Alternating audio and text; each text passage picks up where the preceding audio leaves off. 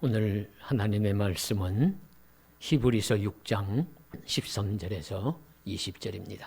하나님이 아브라함에게 약속하실 때에 가리켜 맹세할 자가 자기보다 더 큰 이가 없으므로 자기를 가리켜 맹세하여 이르시되 내가 반드시 너에게 복주고 복주며 너를 번성하게 하고 번성하게 하리라 하셨더니 그가 이같이 오래 참아 약속을 받았느니라. 사람들은 자기보다 더 큰 자를 가리켜 맹세하나니 맹세는 그들이 다투는 모든 일의 최후 확정이니라. 하나님은 약속을 기업으로 받는 자들에게 그 뜻이 변하지 아니함을 충분히 나타내시려고 그 일을 맹세로 보증하셨나니 이는 하나님이 거짓말을 하실 수 없는 이 두 가지 변하지 못할 사실로 말미암아 앞에 있는 소망을 얻으려고 피난처를 찾은 우리에게 큰 안위를 받게 하려 하심이라. 우리가 이 소망을 가지고 있는 것은 영혼의 닷 같아서 튼튼하고 견고하여 휘장 안에 들어가나니 그리로 앞서가신 예수께서 멜기세덱의 반차를 따라 영원히 대제사장이 되어 우리를 위하여 들어가셨느니라. 아멘.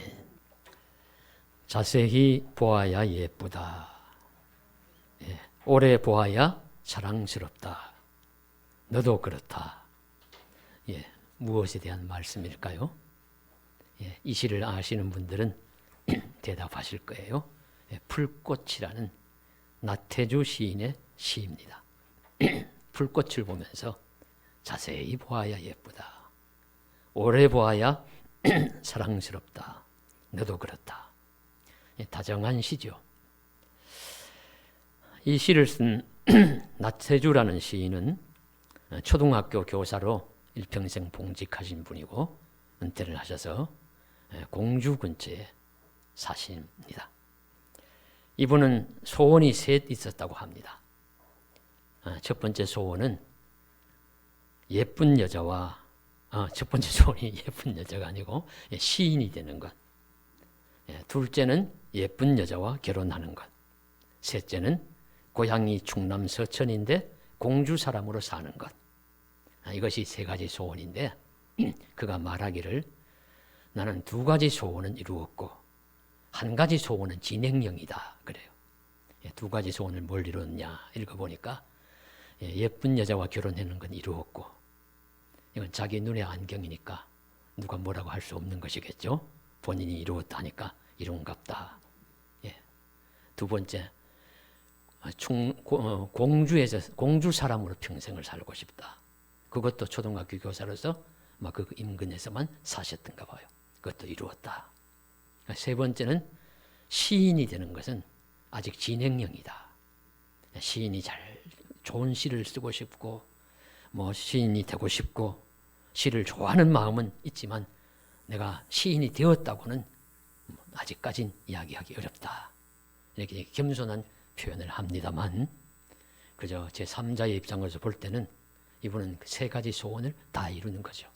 두 개는 자기가 이루었다 하고 하나는 과정이라고 하지만 이분은 신춘문예에도 당선되고 이렇게 제법 알려진 유명한 시인도 되고 또 시를 사랑하고 살아가니까 시인이 틀림없습니다. 이렇게 세 가지 소원을 다 이루면서 살아가는 이런 사람은 참 복된 사람이다.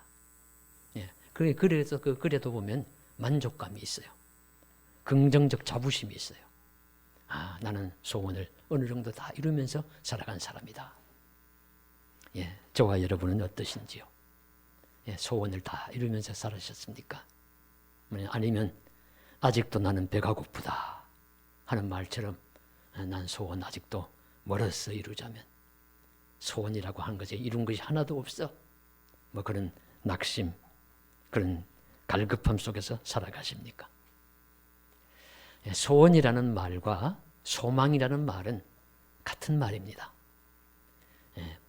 바라고 원함 사전 찾아보면 그렇게 나와요. 바라고 원하는 게 소원이고 소망입니다. 그런데 소망이라는 말은 우리 기독교적인 신앙적인 표현입니다.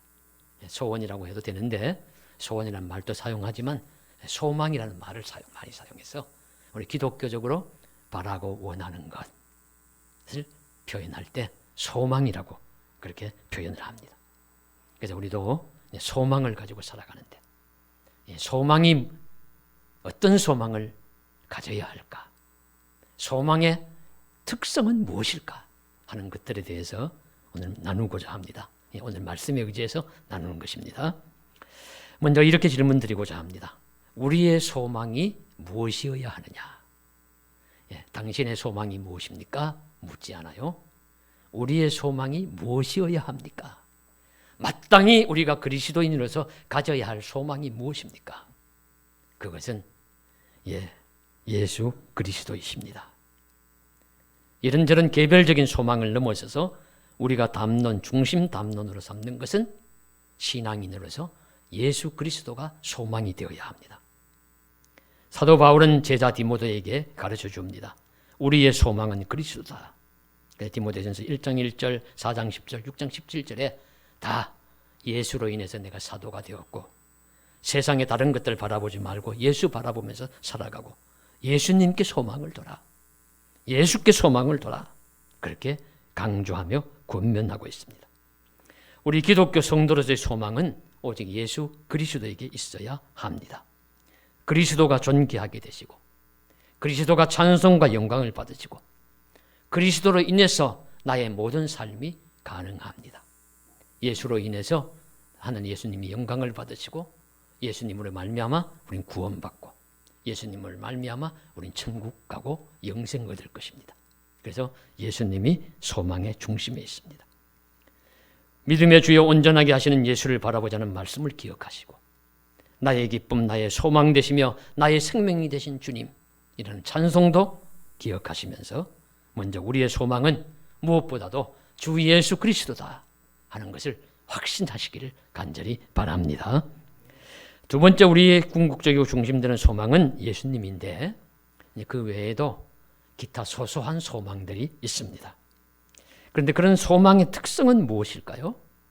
자, 소망은 바라고 원함이라고 했어요.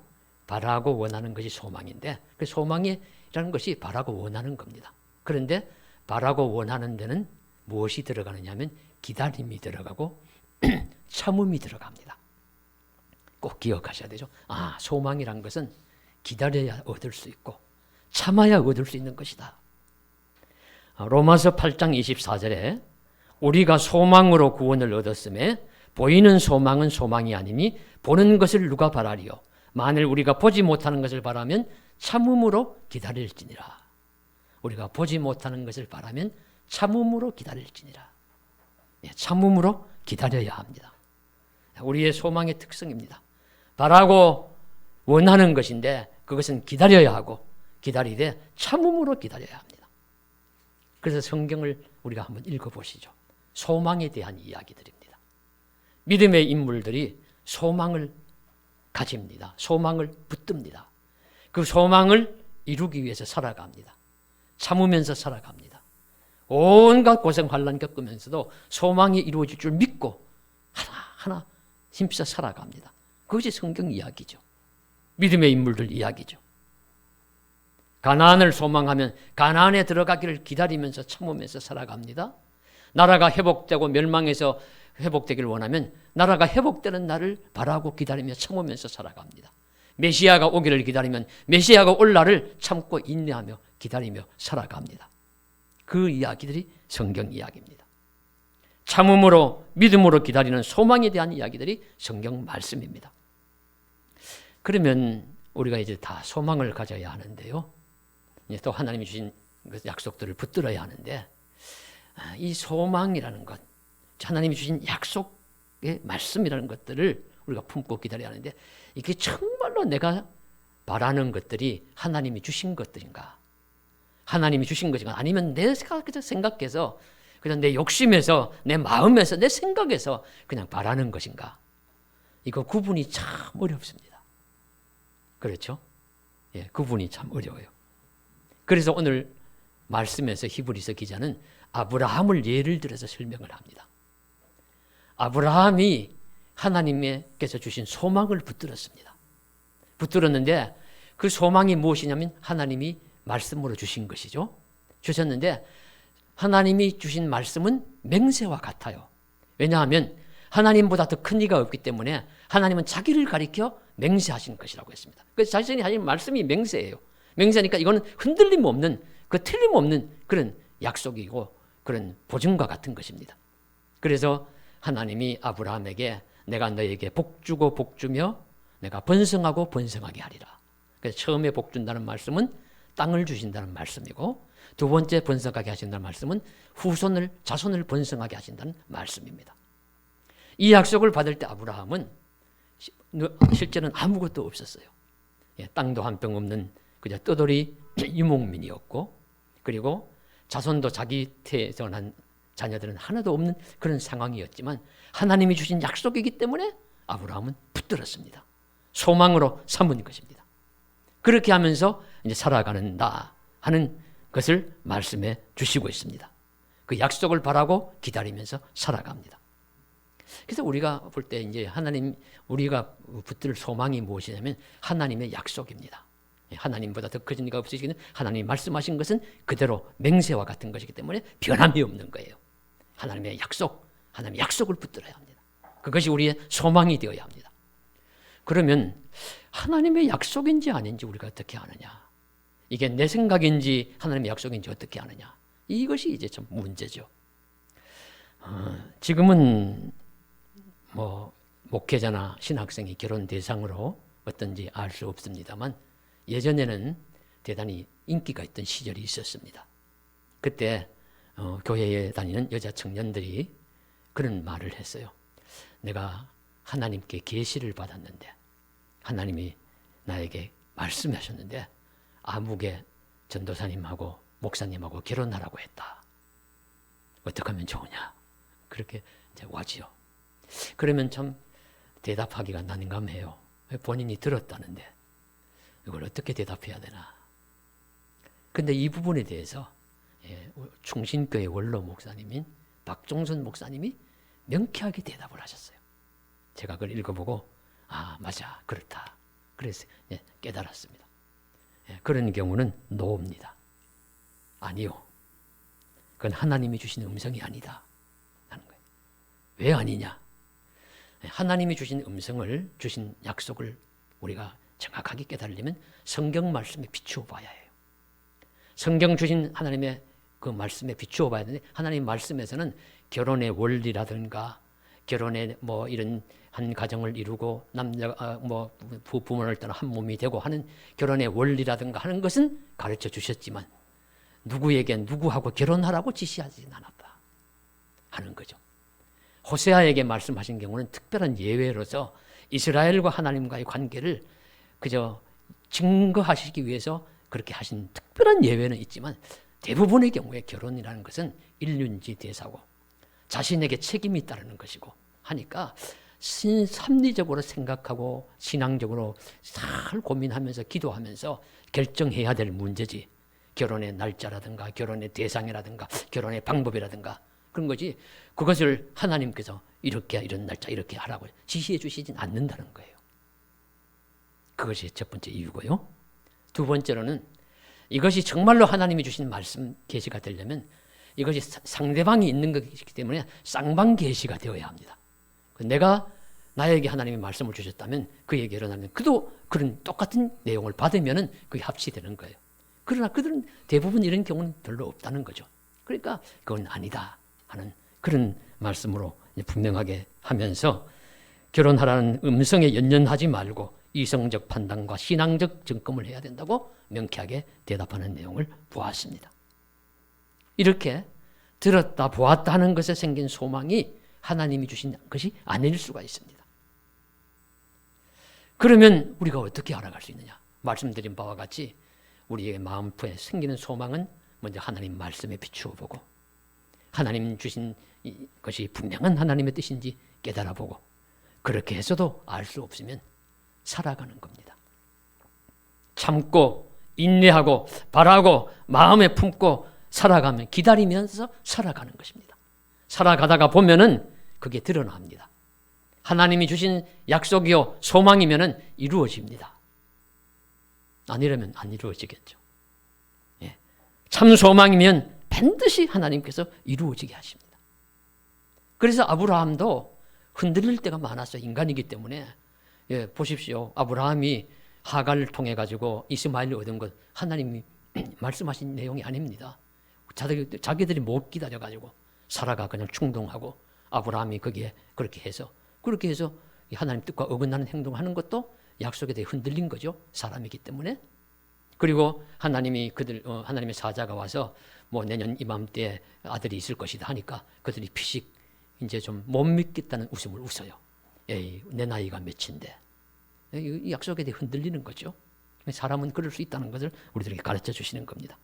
그러나 그럼에도 불구하고 그것은 하나님의 약속, 하나님이 주신 소망이었기 때문에 이루어졌습니다. 그래서 오늘 15절 말씀해 보시면 히브리서 오늘 6장 15절입니다. 이렇게 간단하게 요약합니다. 그는 이같이 오래 참아 약속을 받았느니라. 그래도 오래 참고 자신들의 할 일을 하면서 하나님을 믿고 기다렸습니다. 그랬을 때 하나님이 이루어 주십니다. 교훈적이죠. 오래 참아 기다려. 오래 참아 약속. 오래 참아 소망을 이룬다. 어떠하든지 소망은 하나님의 약속에 근거하고 그 약속이 이루어지면은 우리의 오래 참음과 인내가 필요하다는 말씀을 해주시고 있습니다. 그래서 우리도 주신 소망을 이루려면은 이것이 하나님의 뜻인지 아닌지 불분명할 때라도 그저 마음에 품고 믿음으로 참고 기다리면서 기도하면서 나아가다 보면 하나님이 참되게 하나님이 주신 것이면 반드시 이루어 줄 것입니다. 그렇게 여러분에게 많이 이루어 주시기를 주님의 이름으로 간절히 축원합니다. 성도 여러분, 소망은 바라고 참고 기다림으로 이루어집니다. 아브라함에게 주신 약속이 이루어지는 데에도 오래 걸렸습니다. 아브라함에게는 이삭과 이스마엘이라는 아들을 주셨고 이삭에게는 누구죠? 에서와 야곱을 주셨고 그 야곱을 통해 가지고 또 12아들을 주셔가지고 그래가지고 자손들이 하늘의 별과 같이 많아집니다. 이루어 주십니다. 그 오랜 세월이 걸리죠. 땅을 약속으로 주시는 것도 출애굽해서 가나안 시대까지 가면은 아브라함에서 그것이 이루어진 것은 500~600년이 넘어가요. 그렇게 오래 걸릴 수도 있습니다. 속히 될 수도 있고 오래 걸릴 수도 있습니다. 하나님의 권한에 달려 있죠. 그동안에 참고 잘 기다려야 합니다. 이 기다리는 자세가 중요해요. 참는 우리의 믿음이 중요합니다. 요셉의 이야기도 우리 생각해 보십시오. 요셉이 잘 아시는 바와 같이 꿈을 꿨지 않습니까? 자기의 별이 있으니까 해와 아버지를 가리키는 해와 엄마를 가리키는 달과 그리고 11별이 쭉 둘러서 가지고 자기에게 절을 하더라. 반짝반짝. 자기가 뵌 곡식단이 중앙에 턱 서니까 나머지 11형제들이 뵌 단이 쭉 둘러서 가지고 꾸벅 절을 하더라. 이거 분명히 이건 뭐 잘 된다는 뜻이고 형제들에게 더 높임 받는다는 그런 뜻이잖아요. 누가 봐도. 그런데 이것을 이제 17세 이전에 요셉이 꿨습니다. 그랬으면 요셉이 이렇게 그 꿈대로 되려면 그 다음에 일이 잘 되어 가야 되죠. 형제들이 사랑하고 존중하고 그러다가 요셉도 이렇게 하다가 뭐 이런저런 과정을 밟아가지고 잘 되고 해야 되는데 그 반대로 가요.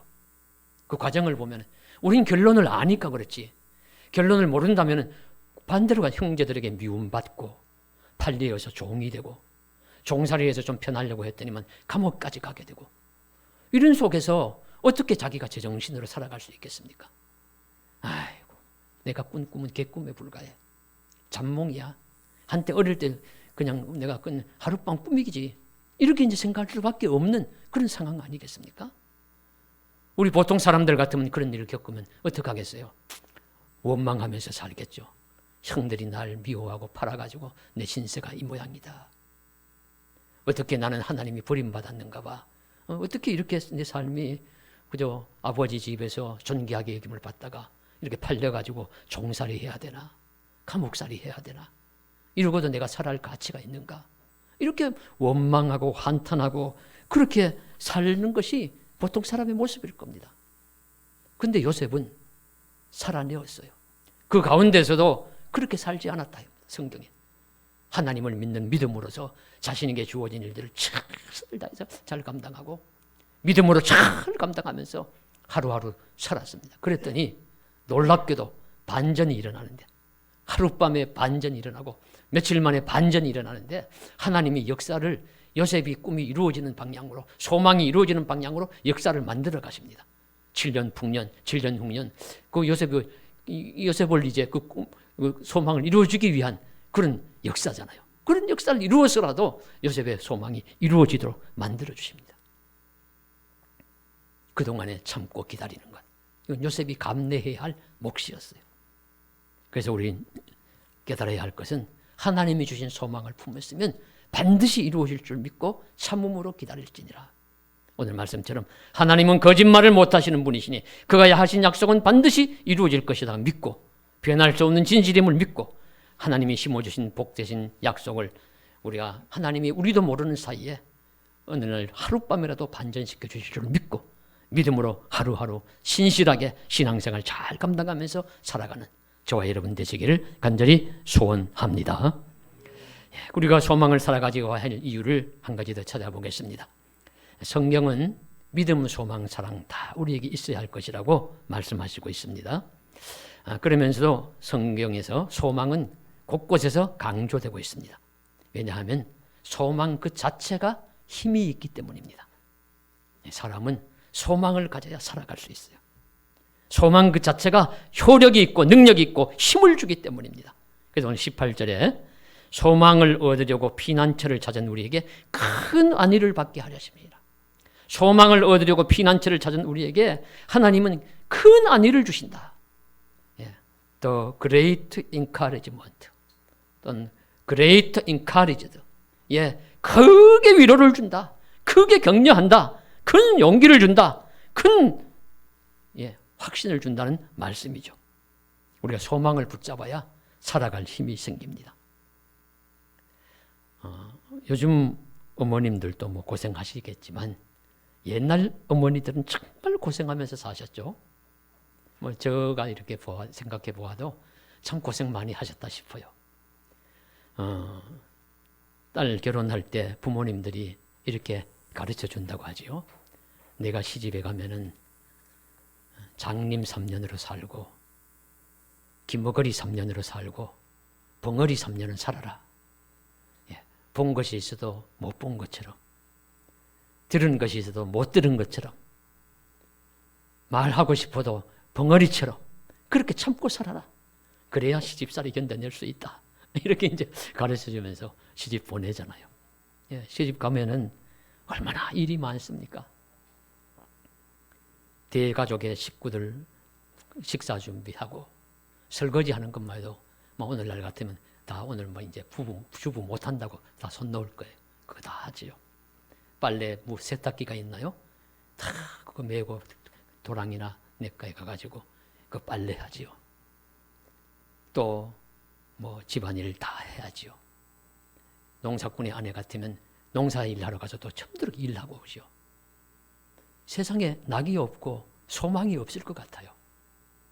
그런데 그분들은 한 가지 소망이 있었습니다. 무엇이냐면 아들을 낳고 아들이 잘 되는 것. 아들을 바라보면서 내가 빨리 커서 내 그늘이 되어주고 내 지팡이가 되어라. 이렇게 하면서 소망을 가지고 부모님들이 그 어려운 그 어머니들이 그 시집살이라든가 그런 걸 다 견뎌내면서 살았죠.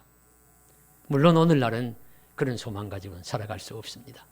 또 우리 기독교에서 말씀하시는 것은 자녀는 다 하나님의 것이니 하나님께 맡기고 살라고 말씀해 주시고 있고 우리 자녀가 궁극적인 소망은 아닙니다. 그러나 우리에게 분명히 또 좋은 소망들을 분명히 붙들고 살아야 합니다. 어떤 소망이든지 강력하게 붙들고 살아야 합니다. 그래야 우리가 이 어려운 세상을 이겨내고 견디고 살아갈 수가 있습니다. 옛날엔 그런 고생했지만 오늘날 그러면 좋은 시대에 산다고 근심, 걱정, 염려 없이 살아가느냐? 그렇지 않습니다. 우리가 근심, 걱정, 염려하면 돈이 부족하다, 사업이 잘 안 된다, 뭐 자녀들이 속을 썩인다, 뭐 또 여러 가지 뭐 질병과 그런 질병이 병고가 찾아온다, 뭐 이런 등등의 이런 이제 고생 환란이 있지만은 이런 것 외에도 또 우리가 대한민국 사람이면은 다 겪는 두려움과 걱정들이 다 있습니다. 중국과 소련, 일본 같은 것이 언제 제국주의의 발톱을 드러내고 공격자로 변할지 누가 알겠으며 지금 종종 계속해서 쏘아야 되는 미사일을 쏘아야 되는 북한이 그걸 틀어가지고 남한을 향해서 쏠지 누가 알겠으며 뭐 언제 어떤 변고나 환란이 일어날지 누가 자신할 수 있겠습니까? 그래서 다 우리가 당하는 것은 유사한 고통과 환란을 당하면서 살아가요. 근심과 걱정과 염려가 있습니다. 욥이 당하는 고통과 환란이나 다윗이 대왕으로도 겪었던 그 고통과 아픔이 그렇게 뭐 다른 사람이 볼 때는 그게 객관적 수치를 우리가 뭐 계산할 수가 없어요. 욥이 당한 고통은 누가 보아도 뭐 가족 다 잃고 재산 다 잃고 신의 다 잃고 몸에 병들고 이렇게 해서 겪는 그런 고통이니까 정말 아프고 힘들겠다 생각하지만 다윗이 대왕의 자리를 유지하면서 범죄하고 그 죄를 깨달은 다음에 그 죄 때문에 고통하면서 몸부림치는 그 고통도 얼마나 아플지 괴로운지 그 당사자 우리 알지 않겠습니까? 그 고통의 양을 뭐 누가 함부로 이렇게 크고 그 작은 걸 잴 수 있겠어요? 다 우리가 고통 속에 살아갑니다. 그랬을 때 우리가 견딜 수 있는 힘, 살아갈 수 있는 힘 어디서 생기느냐? 소망이 있을 때 생길 수 있습니다. 소망이 있을 때 살아갈 수 있습니다. 소망이 우리에게 용기와 힘을 주는 것입니다. 그래서 우리는 소망, 하나님 주신 약속을 붙들어야 합니다. 주님, 나에게 견고한 약속을 주시옵소서. 그것이 나의 영원한 소망이 되게 하여 주시옵소서. 간절히 기도합니다. 그래서 세상에 환난이 많고 걱정, 근심거리 많은데요.